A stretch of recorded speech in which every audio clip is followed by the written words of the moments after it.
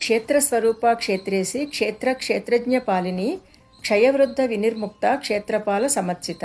వివరణ: క్షేత్రస్వరూపాయే నమః. శరీరము స్వరూపంగా కలది. స్థూల శరీరము ప్రకృతి స్వరూపము కావున క్షేత్రం అనబడును. అట్టి క్షేత్రమే తన రూపముగా కలది. తల్లి క్షేత్రము అనగా శరీరము, పరమేశ్వరుడు క్షేత్రజ్ఞుడు అనగా ఆత్మ. క్షేత్రేశే నమః. శరీరములకు ప్రభువైన శంకరుని భార్య.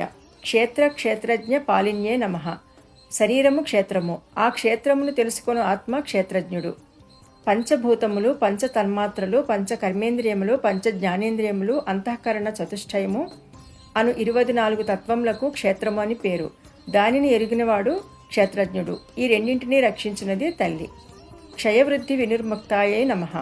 అస్తి, జాయతే, వర్ధతే, పరిణమతే, అపక్షీయతే, నశ్యతి. ఈ ఆరింటిని షడ్భావ వికారములు అంటారు. ఇవి శరీరమునకు తప్ప ఆత్మకు లేవు. కనుక తల్లి క్షయవృద్ధుల చేత విడువబడినది అని అర్థం. క్షేత్రపాల సమర్చితాయే నమః. క్షేత్రపాలునిచే పూజించబడినది. యాగభూమికి క్షేత్రమని పేరు. దానిని పాలించినవాడు క్షేత్రపాలుడు. వానిచే అర్చించబడినది తల్లి. శివుడు దారుకాసురుని సంహరించుటకే కాళికను సృష్టించెను. ఆమె దారుకుని సంహరించెను, కాని ఆమె క్రోధాగ్ని చల్లారలేదు. శివుడు బాలరూపుడై ఏడవసాగెను. కాళి ఆ బాలుని ఎత్తుకొని స్తన్యమునిచ్చెను. బాలరూపుడైన శివుడు స్తన్యము ద్వారా ఆమె క్రోధాగ్ని త్రాగెను. ఆ బాలునికి క్షేత్రపాలుడు అని పేరు. అతడు శివుని అవతార విశేషము. ఈ కథ లింగ పురాణములో కలదు.